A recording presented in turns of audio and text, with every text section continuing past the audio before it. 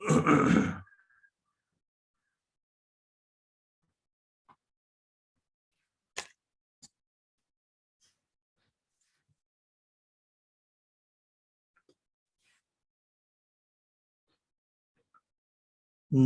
तस्सा भगवतो अरहतो सम्मा संबुद्धस्सा। नमो तस्सा भगवतो अरहतो सम्मा संबुद्धस्सा। नमो तस्सा भगवतो अरहतो सम्मा संबुद्धस्सा। इतिपिसो भगवार्हं सम्मा संबुद्धो विद्याचरण संपन्नो सुगतो लोकविदु अनुत्तरो पुरिसधम्म सारथि सत्ता देव मनुष्यानां बुद्धो भगवाति। नमो तस्स सम्मा संबुद्धस्सा।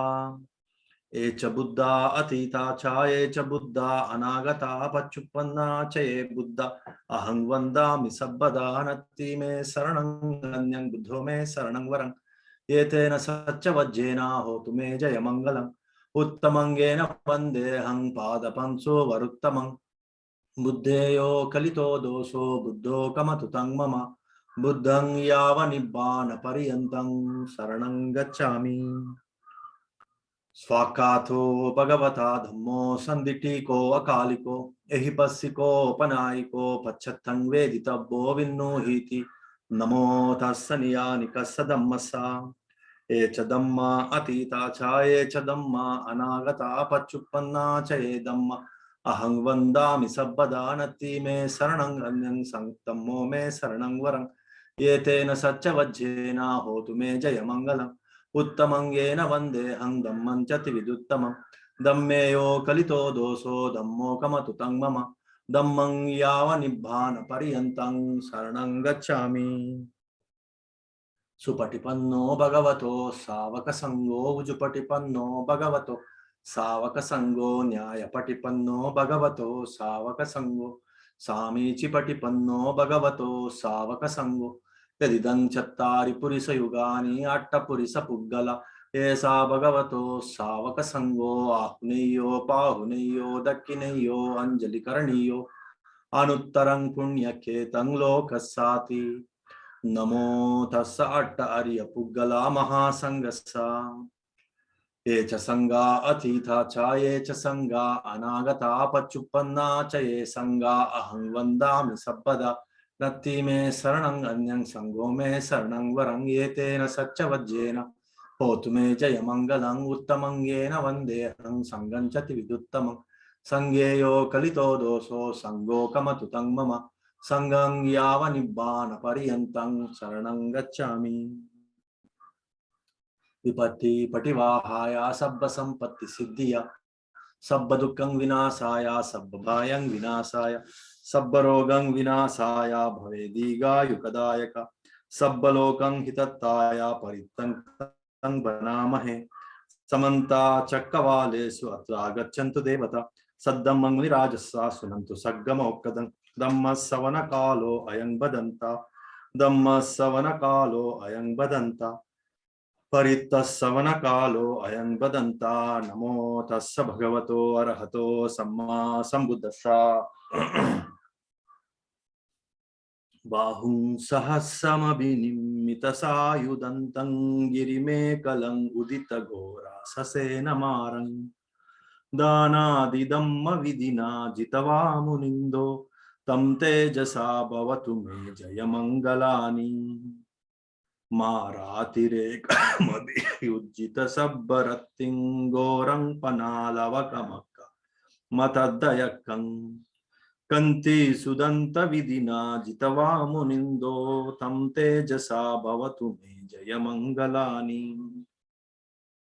नालागिरिं गजवरं अतिमत्तभूतं दावग्गिचक्रमसणीव सुदारुणन्तं मत्तंबुसेक विधिना जितवा मुनिन्दो तं तेजसा भवतु मे जयमङ्गलानि उक्कित्त खड्गमतिहत्त सुदारुणन्तं धावन्ति योजनपटङ्गुलिमालवन्तं इद्दिभिसङ्कटमनो जितवा मुनिन्दो तं तेजसा भवतु मे जयमङ्गलानि कट्वान कट्टमुदरं इव गब्बिनीय सिंचायदुत्तवचनं जनकाय मध्ये संतेन सोम विधिना जितवा मुनिंदो तं तेजसा भवतु मे जय मंगलानि सच्चं विहाय मति सच्चकवाद केतुं वादाभिरोपितमनं अति अंधभूतं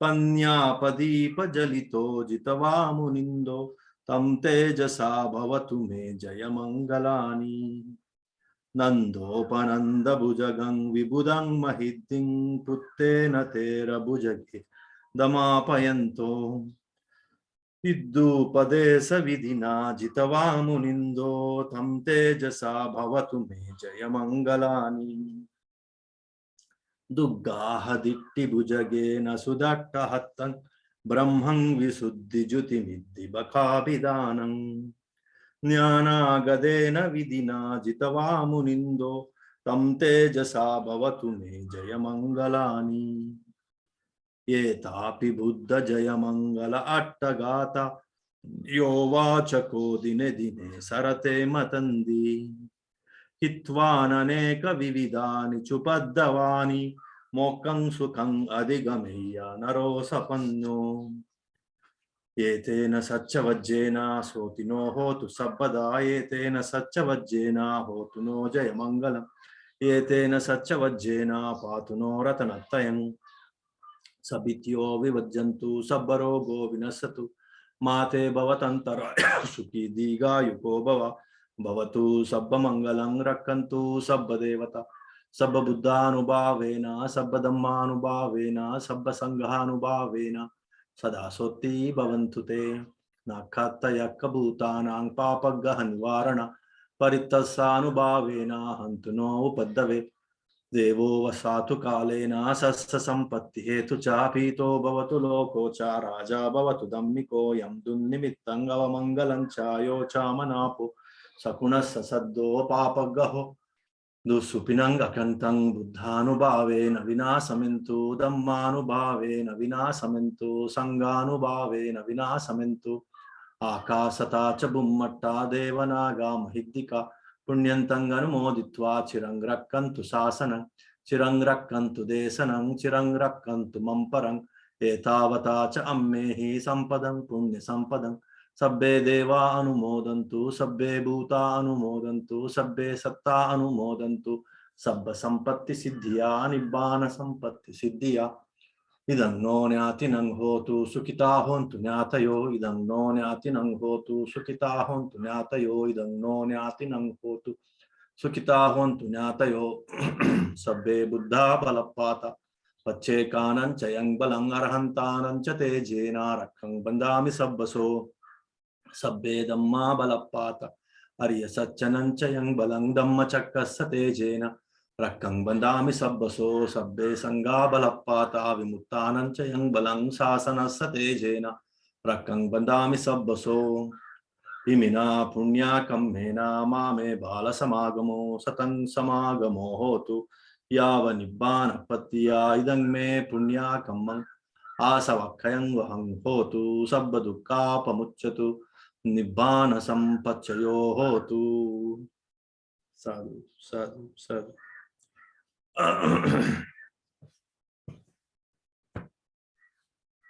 so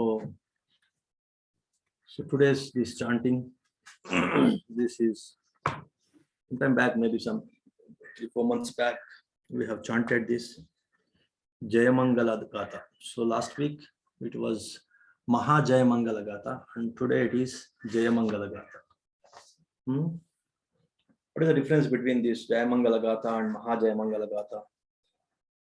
So in this Jayamangala Gatha, so Buddha's various achievements, his specialities, his special powers, his unique powers are prized.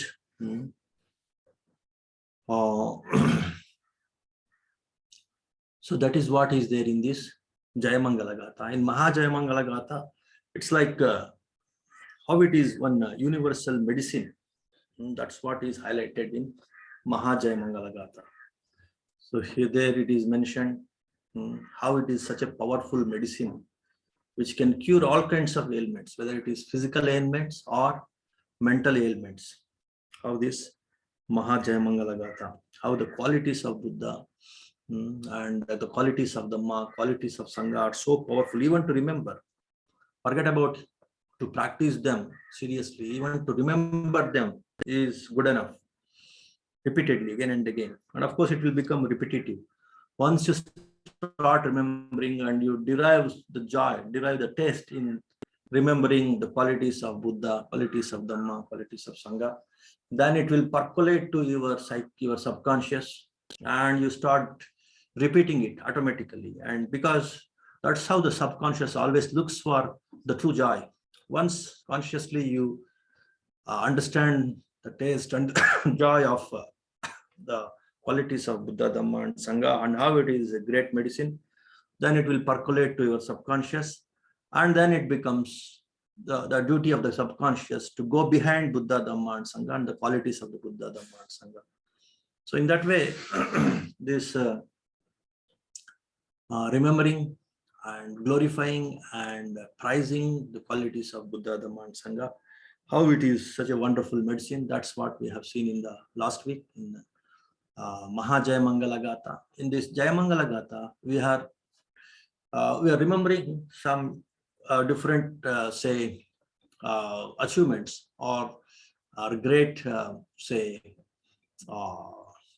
victories, the great victories of Buddha, how he conquered some ferocious, some notorious individuals, whether they are humans or divine beings or some demonic beings, how Buddha could conquer them, how he became victorious over them with his different skills, either with intellectual skills or with emotional skills. Like, it's not skill, the emotional maturity, like Metta, Karuna, with his Metta, Karuna, how he could conquer different beings, different individuals. That's what is mentioned here in this Jayamangala Gatha, the today's chanting. The first one is about how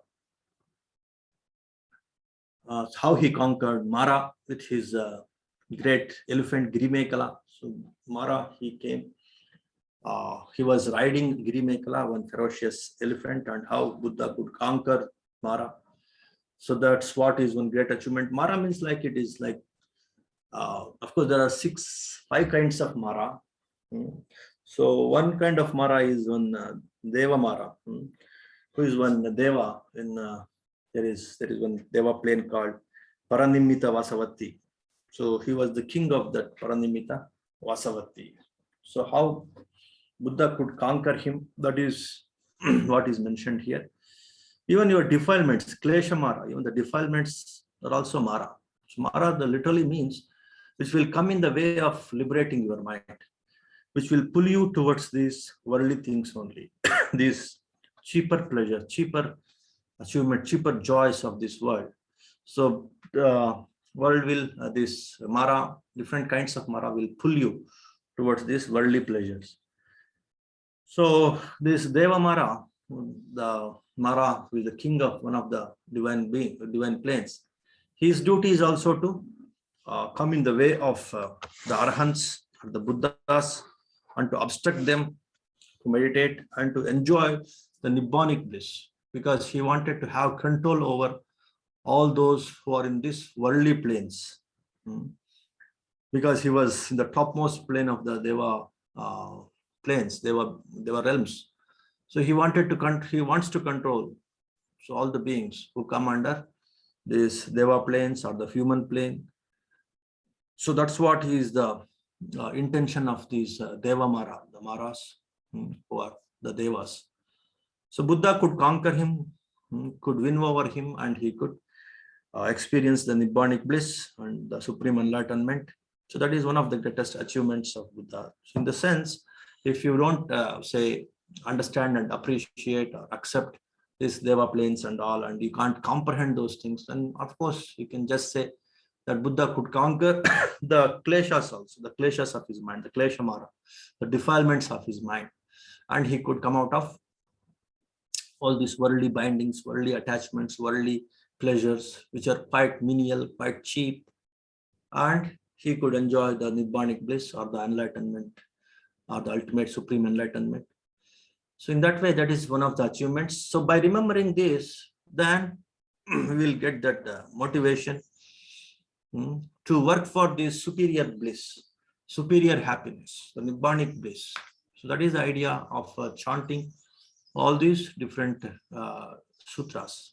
The mind should develop inclination towards the superior happiness. It should not stuck in this so-called worldly happiness, because worldly happiness is transient. It is very, very, say, ephemeral, very, very impermanent. It is like, and that is one thing. There's one more problem with the worldly pleasures is it brings a lot of suffering along with it. It will come as a package. The worldly pleasures, it will come with the suffering also. The opposite of it, the suffering also is a part of this worldly pleasures. So it will come as a package of both temporary sensual pleasure or worldly pleasure, along with that, say, intense or very deep or higher levels of or higher, say, layers of suffering you experience along with this worldly pleasure. That's why in the First Noble Truth, Buddha has to say very authoritatively, the world is, there is suffering in this world. It is, all these worldly things are always associated with suffering. Though they look like they are giving a lot of pleasure, but there is always suffering associated with that. So Buddha could come out of these worldly pleasures. It's like honey trap. Simply in the external, outwardly it looks very, very pleasant, very, very, say, it gives happiness. It's very attractive, charming.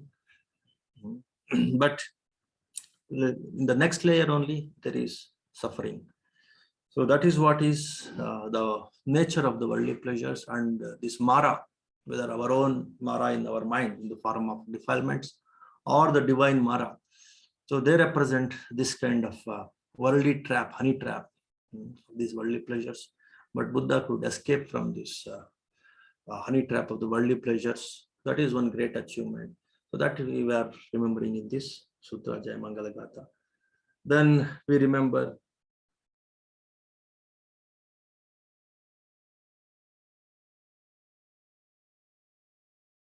Nalagiri, one elephant, he could conquer with his compassion.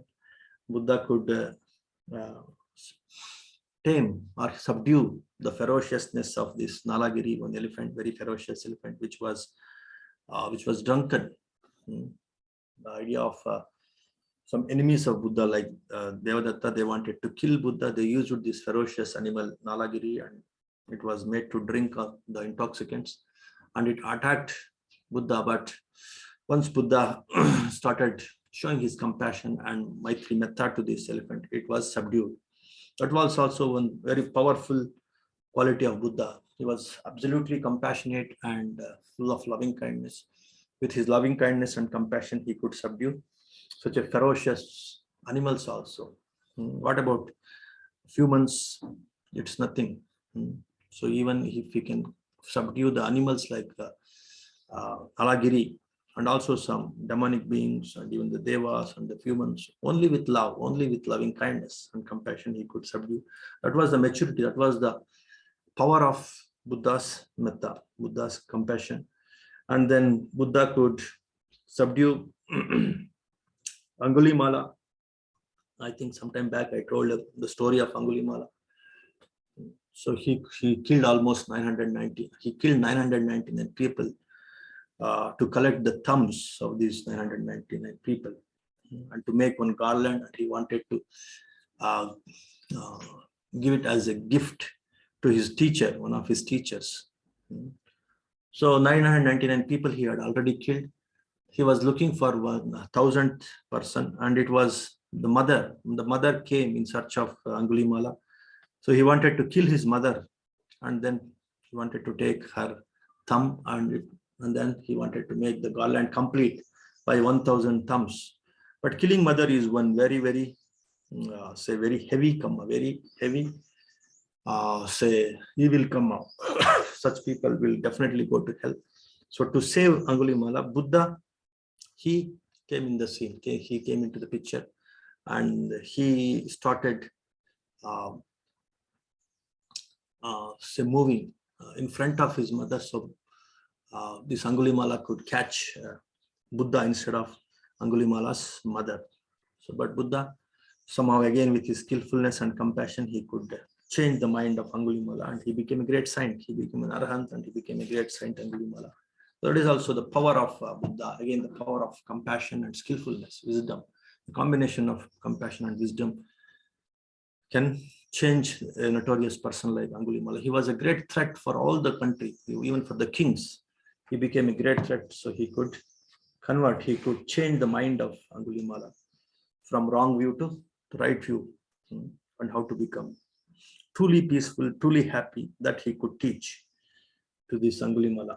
And in the same way, he could convert, he could change the mind of, say, there is one Nandopananda, one great Naga he was, and then he could conquer one evil woman, Chincha, that some of you may be knowing the story of the Chincha. She wanted to bring bad name to Buddha, but he could, with his wisdom and compassion, he could come out of that difficult situation, and he could defeat Baka Brahma.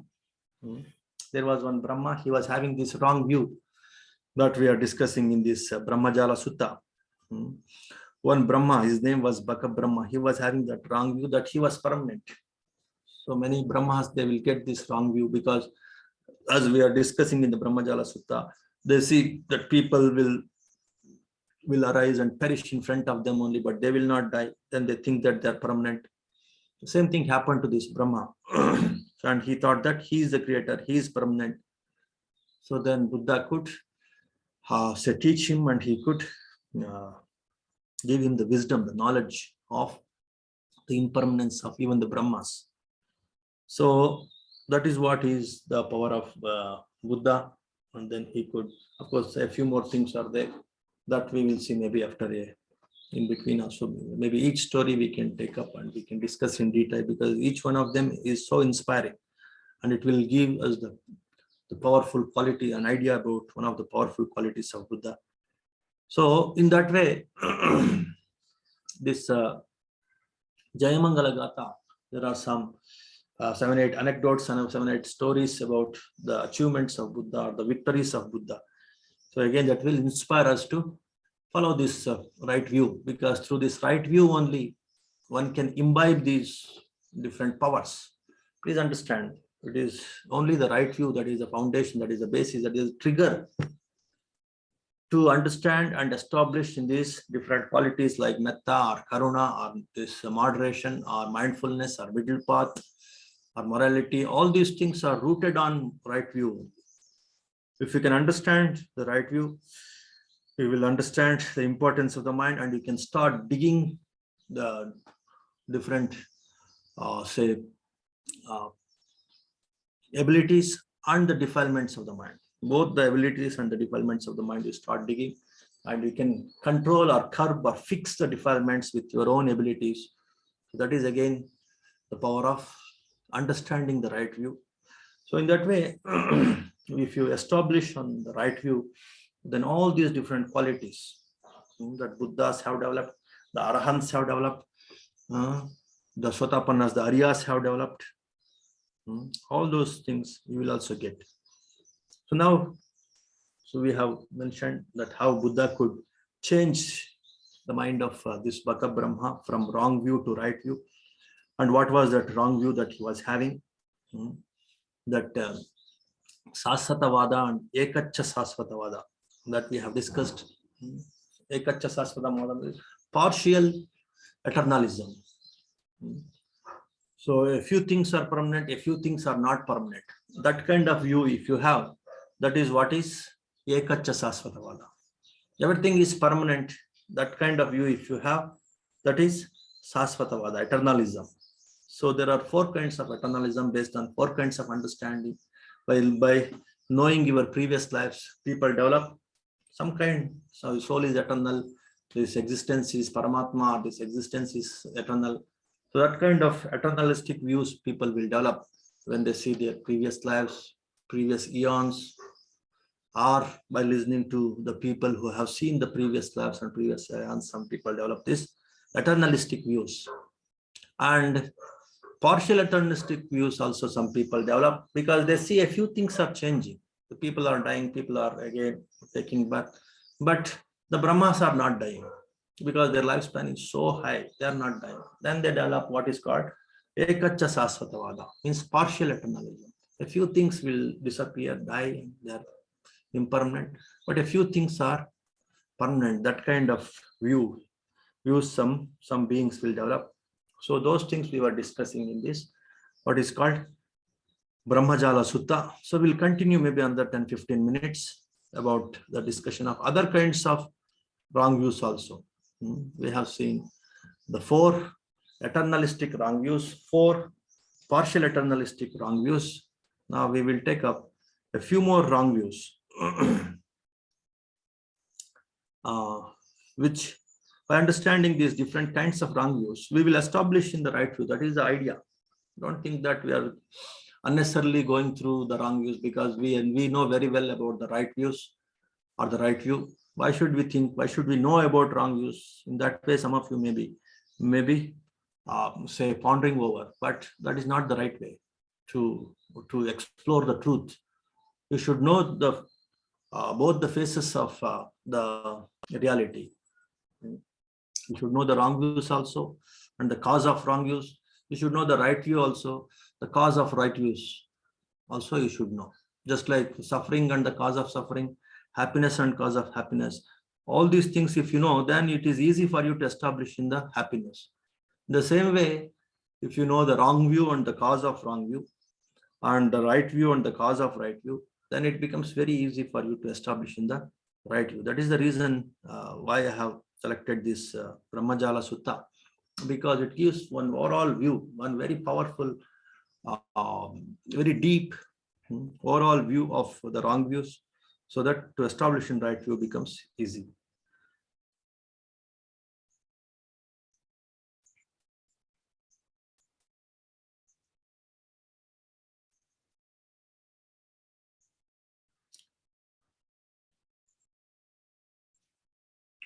So last week we have discussed about the Ekacha Sasvatavada, and then a few weeks back we have discussed Sasvatavada. And why Buddha is giving these things? Because he wanted his disciples, if to correctly understand the Buddha's right view and to correctly explain this to the people, because it requires a lot of intelligence. If you are a little emotional, then you will fall into the extreme views, or you will lose control over your mind, and the very purpose, the very mission of Buddha will become a failure. So that is the prime reason why Buddha wanted his disciples. If somebody prizes you, don't be carried away with the prize. You just say yes, how that prize is logical, is pragmatic, is true. In that way, you should clearly explain them, so that they too will not become emotionally carried away, and they too will understand the qualities of Buddha and Buddha's disciples in a correct way. And if somebody blames you also, don't be disturbed, don't get disturbed. And then you correctly prove that how their blaming is not true.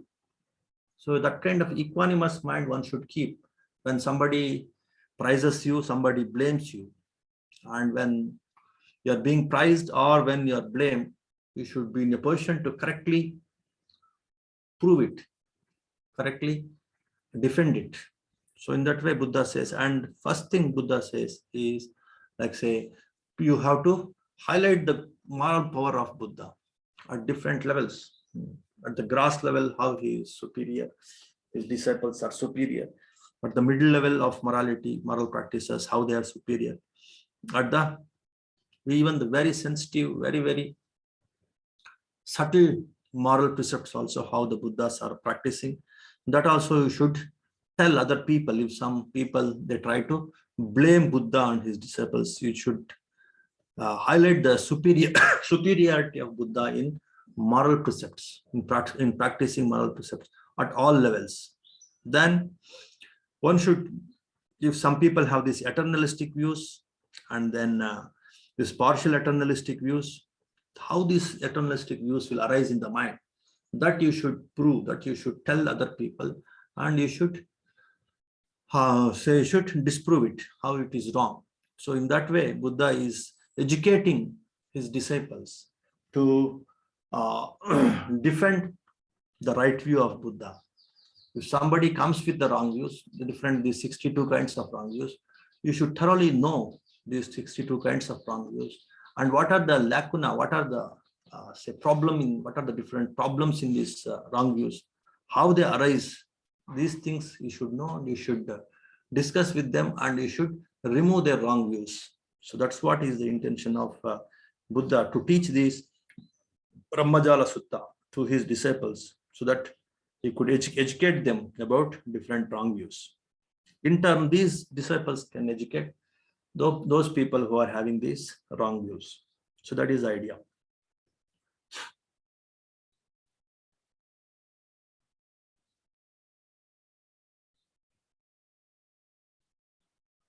Okay, now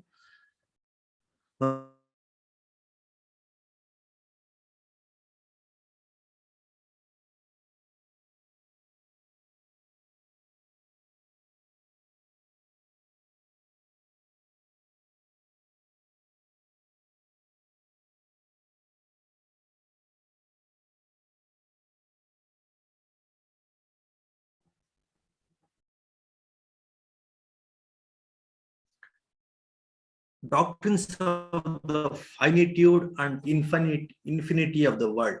There are again 4 wrong views with regard to this idea of whether the world is finite or the world is infinite. People develop wrong views about the finitude or the infinitude or infinity of the world. So again, in the minds of the people with regard to finitude and infinity, infinity of the world. So there are the views from 9 to 12. So these 4 wrong views are about finiteness and infiniteness of the world. The eternalistic wrong views, the next 4 views, 5 to 8, the views, the wrong views are from 5 to 8 are about the partial eternalistic views, and from 9 to 12 are the views about finiteness and the infiniteness of the world. So today we will see how these 4 wrong views about the finiteness and the infiniteness of the world will arise, what is the cause, and how it is wrong view, and how we should keep away to establish in the right view. That is the objective of learning these different wrong views. Okay, so these eternalistic views, how they are wrong views, and how we have to keep away these eternalistic views. That is what we have learned in view number 1 to 4, and views number 5 to 8. We have understood how these partial eternalistic views, how they are wrong views, how to keep them away, so that we can establish the right view that we have seen. And now we will see the views, numbers, and the infiniteness of the world. There are bhikkhus who on 4 grounds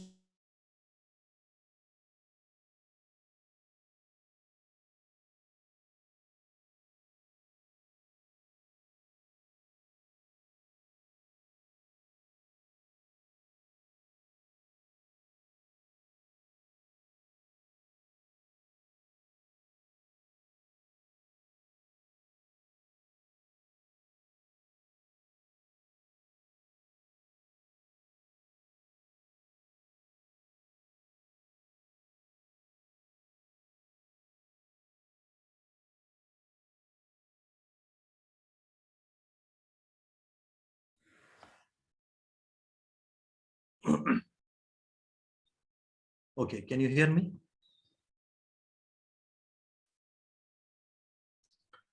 Okay, so this four wrong views, how they are developed. That Buddha is because a certain recluse or a Brahmin by means attains to such a degree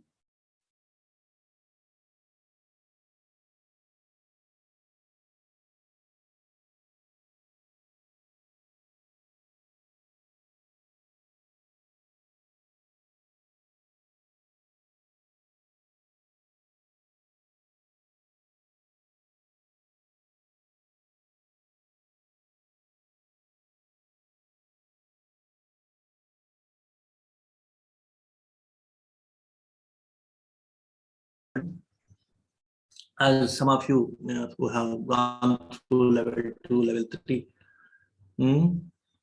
So when you completely get absorbed in that, say, concentration, deep concentration, then so in the light meditation, as I was teaching you, you experience the light, and the light, it will spread the whole existence, and maybe a possibility that, oh, me and the existence both are full of this light only, this brightness only.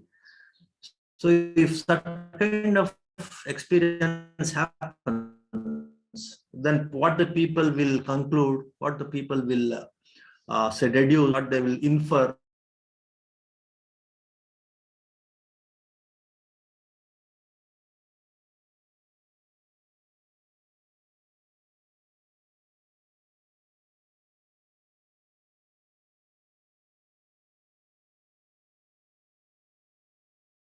there is a possibility that the world is finite with this light when I get deep absorption. In that way, one can infer. This is because is the first case. In the second case, owing to what, with reference to what, are some honorable recluses and Brahmins extensionists proclaim the world to be finite or infinite. Herein, because a certain recluse or a Brahmin, by means of order, endeavor, application, diligence, and right reflection, attains to such a degree of mental concentration that with his mind thus concentrated, he abides perceiving the world as infinite. He speaks thus, the world is infinite and boundless. Those recluses and Brahmins who declare the world to be finite and bounded speak falsely. The world is infinite and boundless. What is the reason? Because I attain to such concentration of mind that I abide perceiving the world as infinite. For this reason, I know this, the world is infinite and boundless. This because this is the second case.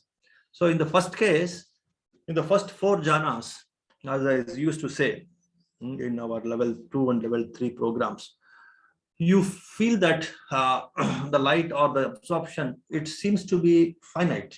But when you go to this, the fifth jhana, sixth jhana, seventh jhana, and eighth jhana, so if you will develop the ability to expand beyond that finiteness. If you keep expanding, again, you will see that a little more can be expandable. So in that way, you conclude this is infinite. So from fifth jhana to eighth jhana, generally, so you conclude that the world is infinite. From first jhana to fourth jhana, you conclude it as finite. So that is what is the problem with even the so-called people who are well versed in concentration, who will get jhanas, but still they don't go beyond the jhanas. They don't see the ultimate matter and mind, and they don't enter into the different 16 ultimate insight knowledges. So then there is a possibility of those people to conclude that the world is finite when they go through the first four jhanas. Rupa Brahma jhanas, they are called. The worldly jhanas are the Rupa Brahma jhanas, and the fifth to eighth jhanas, they are Arupa Brahmic jhanas. So there is a possibility of concluding the world is infinite. So that way, Buddha is not blaming any of these recluse or the meditator or the wise people. He's telling they are imperfect. They have not reached the perfect stage of reality. That's why they are deducing in the imperfect way. They are concluding in a wrong way with wrong views. That leads to wrong view. When you see the ultimate, everything you could see the complete uh, canvas, you can see the complete canvas. If you can see, then only you can have the right view. If you see the partial canvas, then you can't have the right view. That's what happens with these meditators. The meditators who can't see the complete canvas, by achieving some degrees of concentration, they deduce something. As I was telling you, in the first four jhanas, they deduce, they infer the world is finite, because that's what they realize in the first four jhanas. But in the fifth to eighth jhanas, they could see the world is infinite.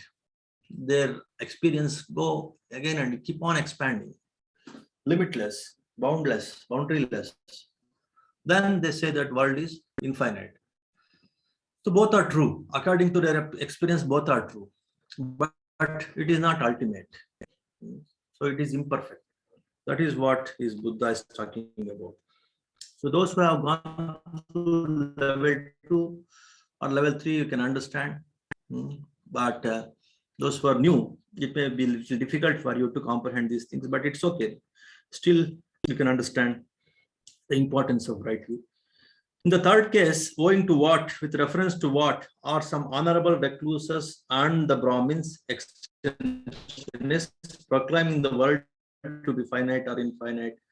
Here in bhikkhus, a certain recluseness and concentration and right reflection attains to such a degree of mental concentration that with his mind thus concentrated, he abides perceiving the world as finite in the upward, and the world is both infinite, both finite, and the world to be finite and bounded speak falsely, and those recluses and Brahmins who declare the world to be finite and boundless also speak falsely. The world is both finite and infinite. For what reason? Because I attain to such concentration of minds that I abide perceiving the world as finite in the upward and downward directions, but as infinite across. For this reason, I know this, the world is both finite and infinite.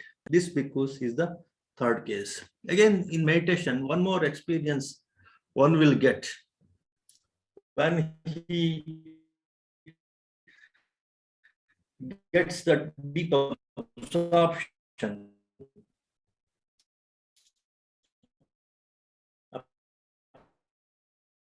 For example, let us say in this light meditation, when he gets this light, and this beyond that,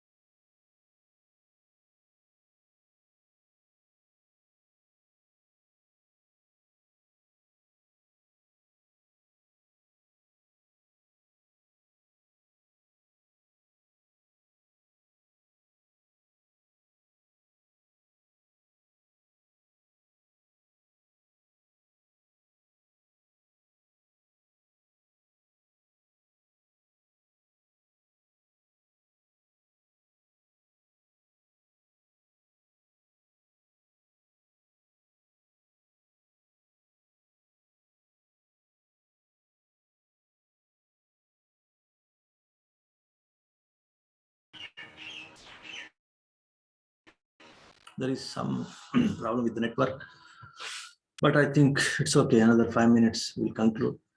So these people who experience both finiteness and infinite, they actually, they don't agree with the other people who experience only finiteness or only infiniteness. They say they are wrong, but the truth is it is finite in the upward and downward direction, and it is infinite in the across direction, or in the left and right or front and back directions. It is infinite. In that way, these people control through the complete canvas of the reality, but whatever they have experienced, that is true according to their experience. Their deduction, their inference is true according to their experience, but that is not the end. One should go beyond that.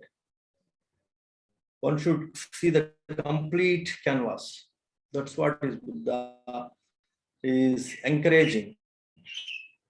If you stop at one place, then you conclude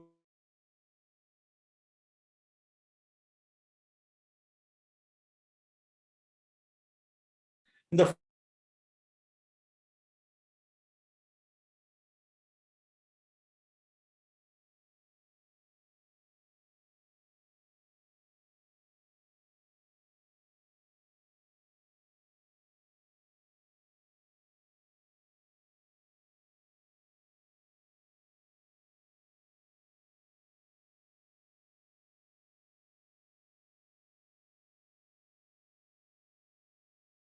and bounded, those who declare it to be infinite and boundless, and those who declare it to be both finite and infinite, all these speak falsely. The world is neither finite nor infinite. This bhikkhus is the fourth case. It is on these four grounds, bhikkhus, that those recluses and Brahmins who are extensionists proclaim the world to be finite or infinite, whatever recluses or Brahmins there may be who proclaim the world to be finite or infinite, all of them do so on these four grounds or on a certain one of them. Outside of these, there is none. This because the Tathagata understands, and it is concerning these that those who would prize the Tathagata in accordance with reality would speak. So the fourth case is the people who are like philosophers, who are very, very intellectuals. The very, very intellectual people with proper rational thinking, proper pragmatic thinking, analytical thinking, they deduce all these first three cases. The people who are proclaiming the world as finite, the people who are proclaiming the world as infinite, and the people who are proclaiming the world as both finite and infinite, all of them are wrong, because they analyze, they think that it can't be either finite or it can't be either infinite. So they conclude that the existence, the world is neither finite nor infinite. In that way also some people conclude. That is also possible. And they are also not wrong, because that is also one right way of concluding into their logical thinking.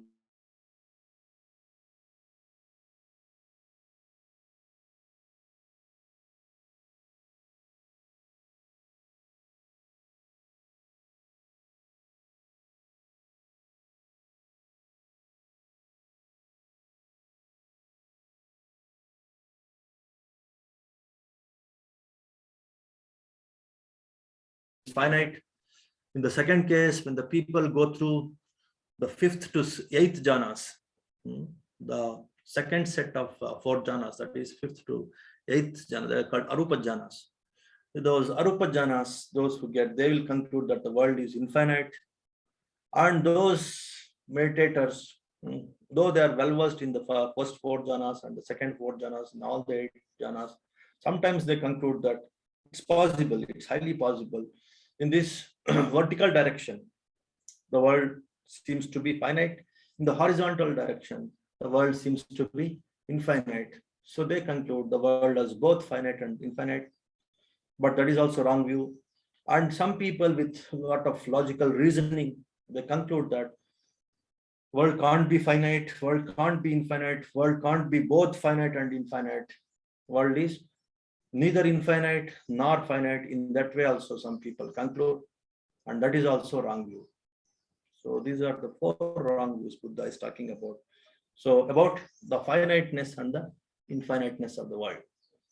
Okay, these are the wrong views from wrong view number 9 to wrong view number 12. So we have learned the 12 wrong views. First four are about the eternalistic wrong views. The second four are about the partial eternalistic wrong views, and the last set, that is the wrong view number 9 to wrong view number 12, is the wrong views about finiteness and the infiniteness of the world. Okay, so in that way we have learnt the 12 wrong views.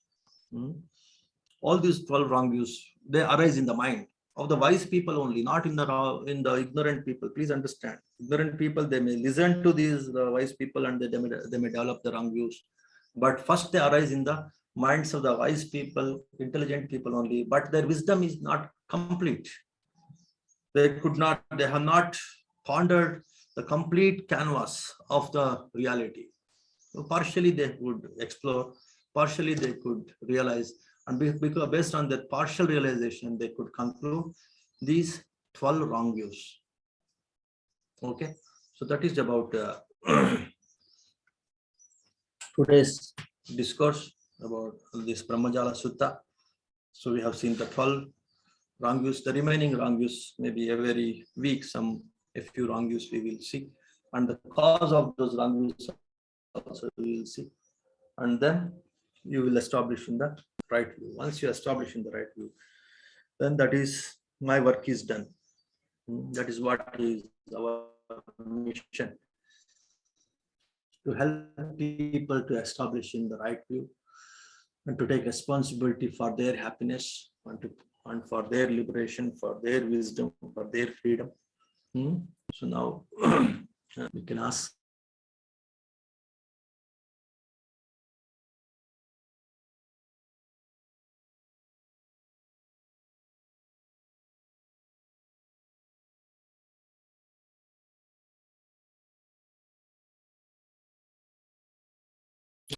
You can just share so that we'll see how to make it easy. All these things we can plan. So you should give your feedback, your what you feel. Okay, any other question, any questions you have, you can ask.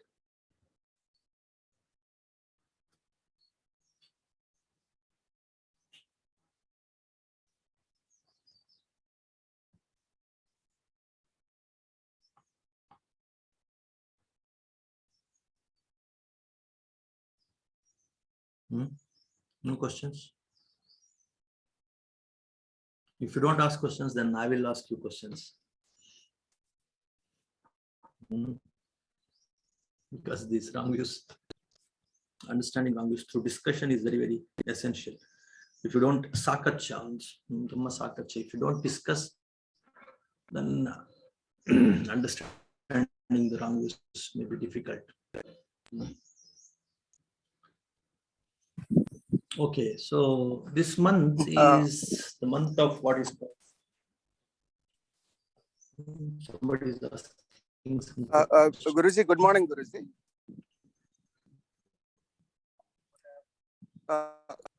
Guruji, are you able to hear me? This is Madhu. Good morning, Guruji.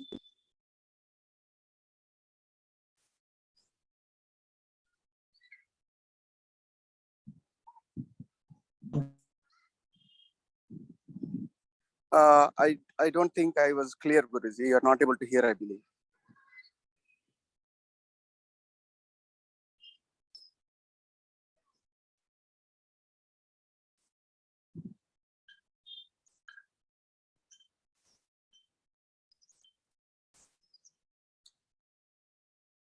We are not able to hear you, Guruji.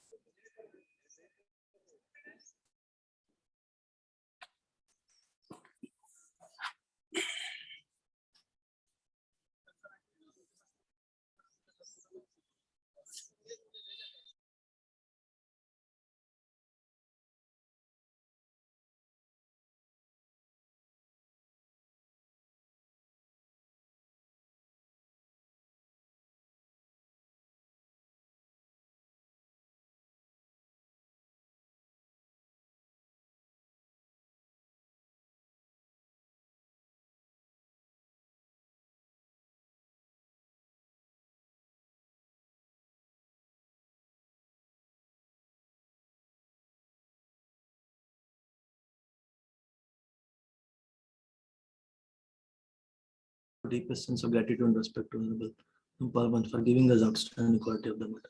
Okay, fine. There is. Okay, you can ask question, Madhu.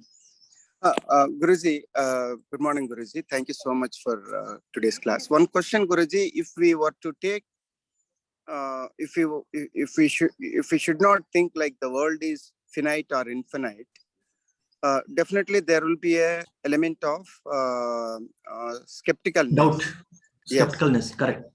Yes. So, Correct. in which case, do you suggest us to take a middle path, or what is the approach that you suggest us to take, Guruji? Because we can't leave our mind with a dilemma, with that skeptic. So, if you could kindly enlighten us, that will be great, Guruji.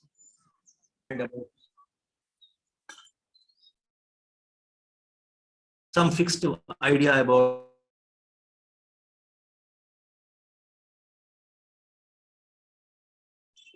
For some reason, I'm not able to hear, Guruji. I don't know others. His voice is not clear. It's not audible.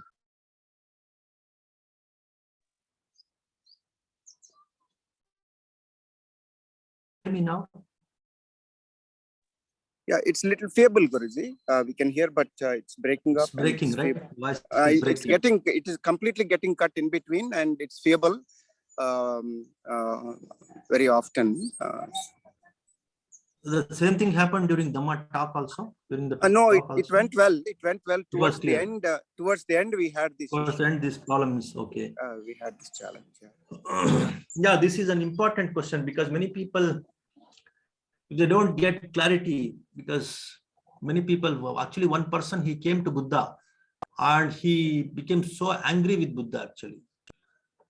I want the exact answer, whether the world is finite or infinite, whether the creator is there or not there. Don't brush off or don't say divert, don't deviate from this, don't try to escape from this. Answer this, then only I will become your disciple. In that way, he put some condition to Buddha. Can you hear me now? Is it clear now? It's again cutting off, Guruji. It was clear till such time, just half a minute back, but again it's getting cut.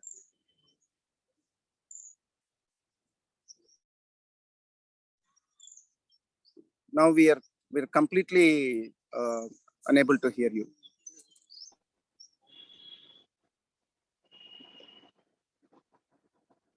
Today only this problem, Bhanteji. Every time it was very clear. Today, a lot of times, many times it has happened.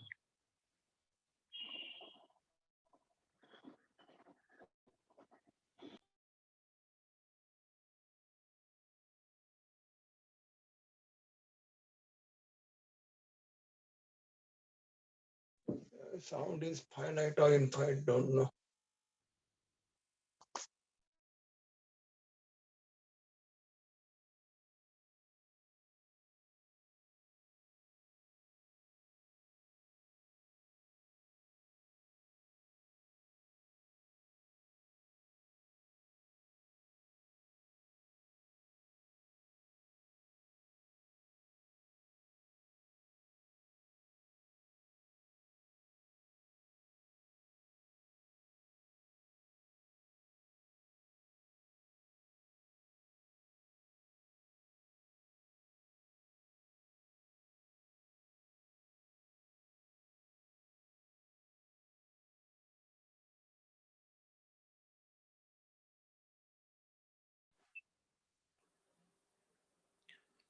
Now is it clear, Madhu? I'm using my mobile. Can you hear me now? Yeah, Yes, your voice Bhanteji. is clear, Bhanteji. This is better. Yes. It Yeah. is very clear, Guruji. It's very clear. Very nice. Fine. So, coming to your question, just 1 or 2 minutes. The point Buddha wanted for everyone to understand is not to be carried away in some realities or the truths of the world which are not useful for me directly. See, there are so many things in the world which we can't comprehend. And there is a lot of knowledge, a lot of truth about the world, which is not required for us.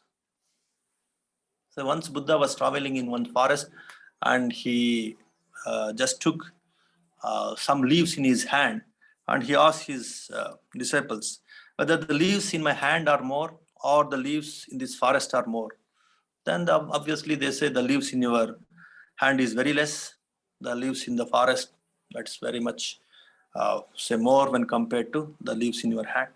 The same way, the things that I know about the existence, about the life, about the physicalities of the world, about the mind, all these things, what I know is like the leaves of this forest.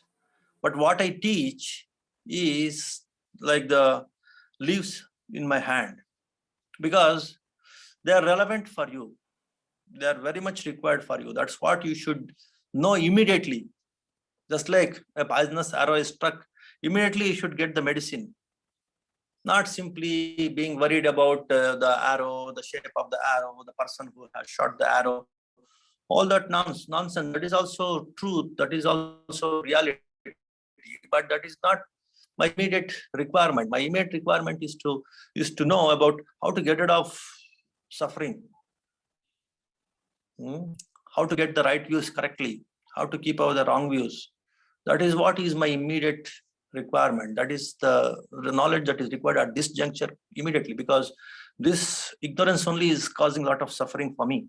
So to develop the right wisdom, the right view, the right knowledge, I should work on this instead of knowing about, say, say in geography and in history, we study so many things, like what happened in China, some 10,000 BC, what happened, and what is there in Siberian forest, all this, and what happened, say after 10 million light years, what is there, which galaxy is there, all this is knowledge.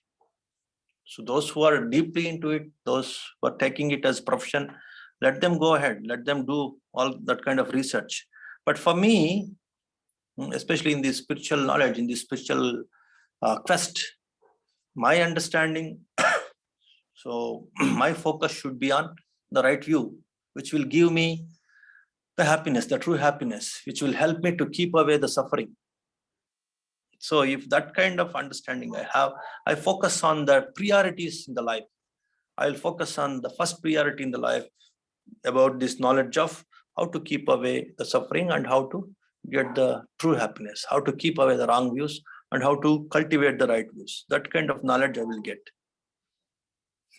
So this, whether the world is finite or infinite, that we will know once you become completely free from suffering by conquering your defilements, by freeing the mind with the defilements. When you become Arhat, automatically you will come to know about the other realities, the physical realities of the world.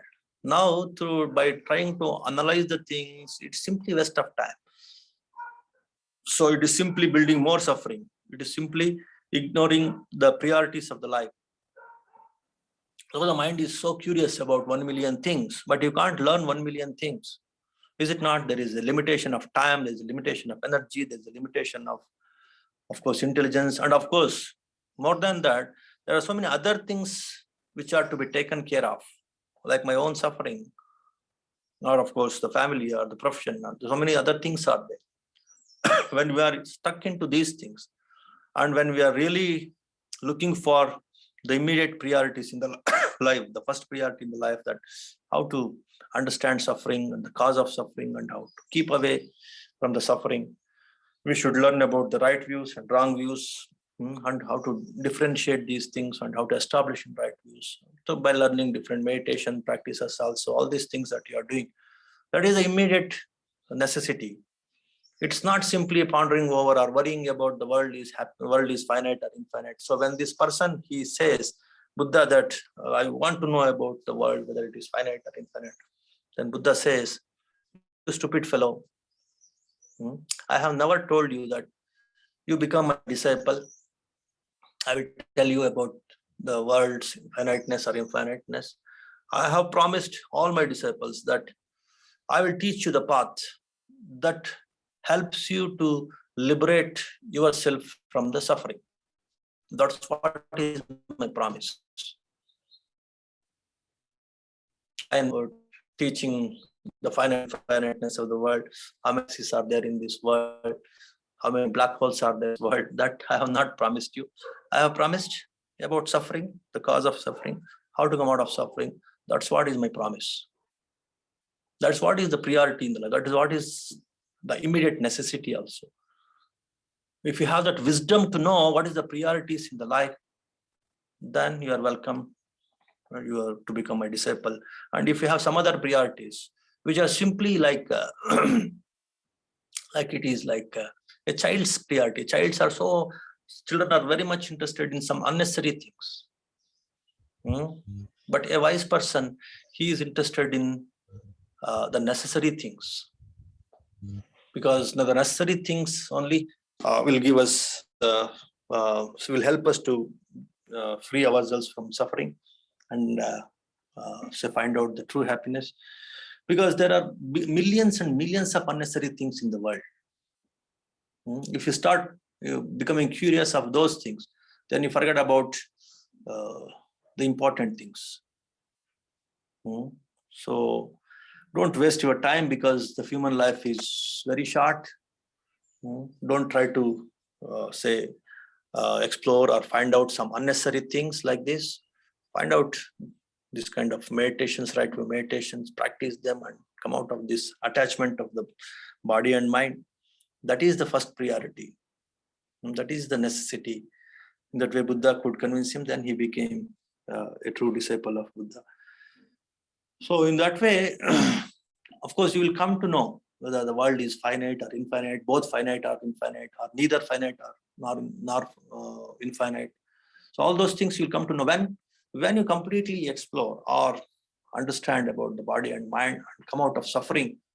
In that process, all other knowledges also you will acquire. So focus on how to come out of this suffering, how to come out of this attachment, how to come out of this bondage. So when you focus on these things, then automatically other knowledges also will you can easily find out, you can easily realize. That is what is the answer to your question, Mal. Thank you very much, Guruji. Yes, very nice. Fine. Thank you. Thank you. Okay, so, okay. Any other question?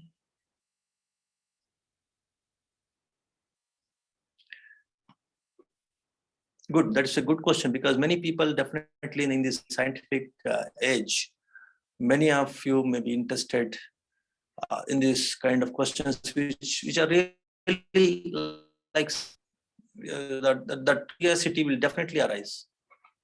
Whether the beings are there in other galaxies, whether the humans are there in some other galaxies, whether the water and oxygen in planets.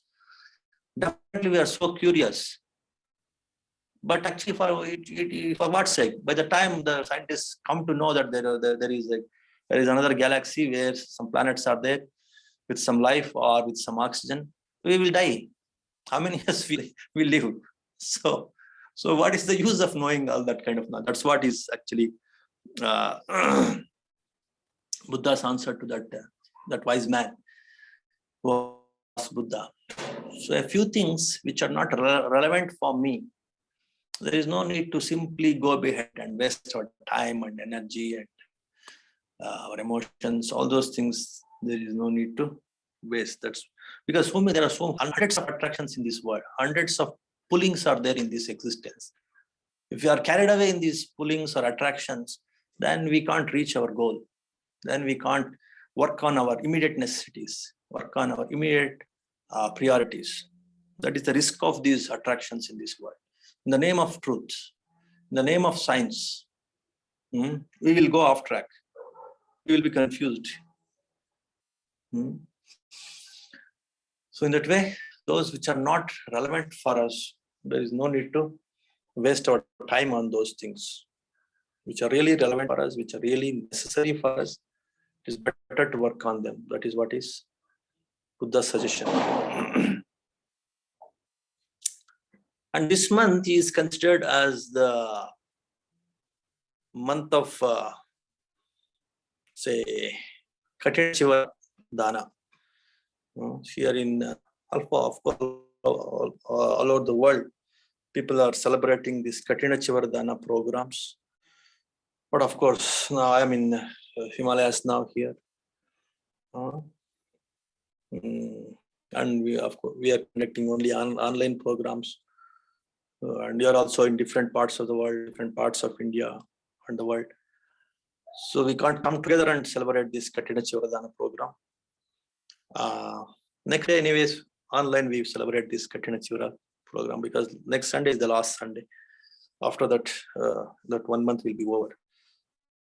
October full moon day to November full moon day, people celebrate this Katina Chivardhana program.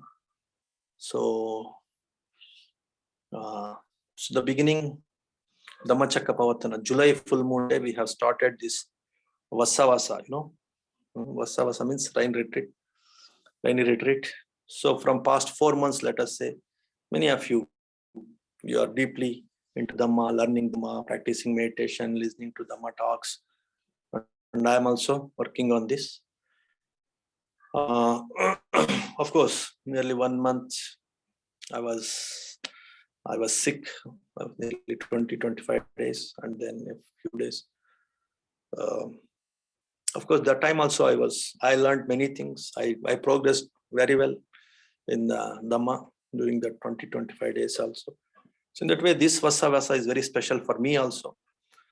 I could teach well, and I could learn well, and I could meditate well.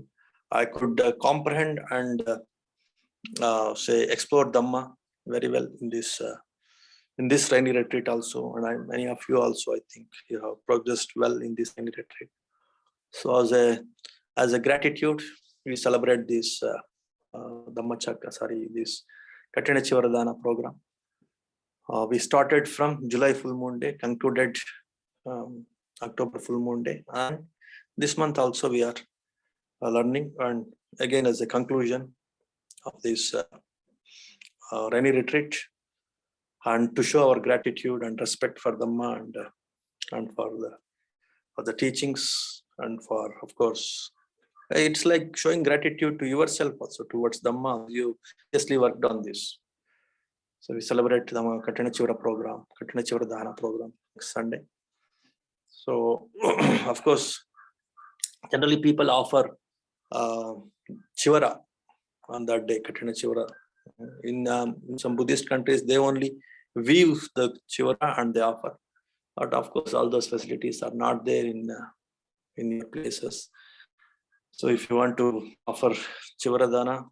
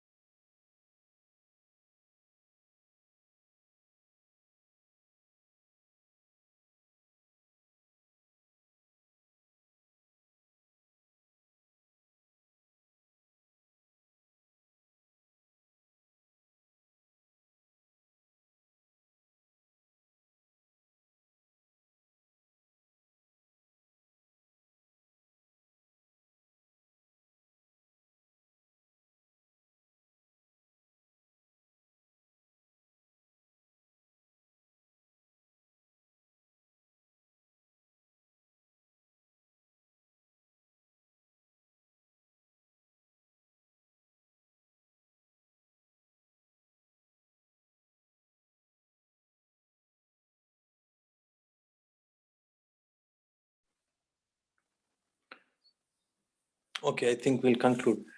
It's time. There is some disturbance in the network also. So we'll conclude. We'll conclude with one small chanting. Any other thing you want to ask? Some people have raised Vandavi their hand. Bhantaji. Yes, Amma. Upasika. Bhantaji, we didn't hear what you said, what we need to do during About this Katina Chivardana program. Yes, Bhantaji. We will maybe we'll send one message in this group. You can tell your friends and relatives, those who are interested in this celebration, or and you can, many people can join next week. That is one thing. And because we are not physically meeting in a vihara or in some place, here in this online, of course, chanting and all these things we will do online program here. And you can't offer physically the chivara or any other thing to me. So you can just, I can send the details. You can give a donation. You can transfer your donation. That is one possibility. And if you want to, now in this online, some people are asking whether we can say send some requirements like blankets, or now in the winter season, then that's what generally people offer, blankets and some requirements, some clothes or some requirements for the center, and of course even for the center, some chivaras also they can through online it's possible, but you just see it, maybe it is difficult here. This is a remote place in Himalayas. Or if you can mention in your dana that this dana is for this sake, this is for chivara, this amount that I am transferring is for chivara, is for some warm clothing, or it's for the center, or it's for the puja material, something like that. If you can mention and if you can send the dana amount to our bank account, that's also okay. So in that way also we can do this Katina Chivardana program. Or of course, it is not, again, nothing is mandatory, it's voluntary. According to your volition, your joy, inner joy, you can offer dana. And if you realize that dana chitta and the joy in that dana chitta, so we are providing that opportunity for you to get that dana chitta and that punya kriya. You are most welcome. You can definitely do this punya kriya by celebrating this Katina Chivaradana. And we will celebrate this program also next Sunday. We'll have, of course, Dhamma discourse, some Dhamma about why this Katina Chivaradana and all. And you can take Panchashila and all next week. And some of you can take Astashila also, because we are concluding this tiny retreat 4 months. We can take Astashila also next week, next Sunday. Okay. And you can invite other friends and relatives also for this Katina Chivaradana program ceremony. Any other thing? If you get some other ideas, our coordinators and you, Dipali is asking this question, no? Yes, Bhantaji. If you have some other ideas also, we can include some of those things, because this is also an important celebration all over the world. Online we celebrate this Katina Chivaradana program. Our coordinators also can suggest, give some suggestion. Any of you can give some suggestion in the group. This is my plan. We can celebrate just like we celebrated this Dhammacakka Pavatana and Buddha Jayanti.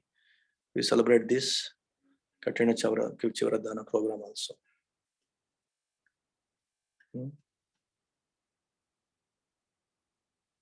We'll practice some meditation also for some 5 minutes next Sunday. It will be almost like next Sunday, it will be like almost some 2 hours program. You can invite your friends and relatives also.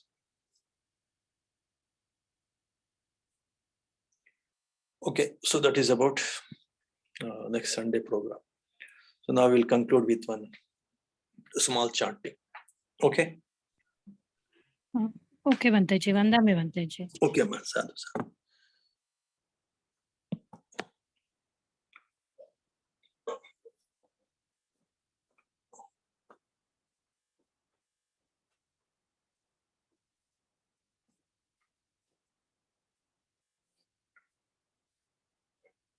नमो तस्सा भगवतो अरहतो सम्मा सम्बुद्धस्सा भवतु सब मंगलं रक्षन्तु सब देवता सब बुद्धानुभावेन सब धम्मानुभावेन सब संघानुभावेन सदा सोत्ति भवन्तु ते सुखी भवेयं निदुःखो अहं निच्चा अहं विया इदा च मे सुखी होन्तु मज्जता चतवेदिनो इमां हिगम्मन्ते धम्मे सत्ता होन्तु सुखी सदा ततो परञ्च राज्येषु चक्रवालेषु जन्तनो साधु साधु साधु साधु सुखी होन्तु मंगल हो. Thank you, Bhanteji. Vandami Thank you very Bhanteji. much, Sadhu Bhanteji. Thank सुखी you. होन्तु सुखी होन्तु. साधु साधु. Thank you, Banteji. Vandami Banteji. Vandami Banteji.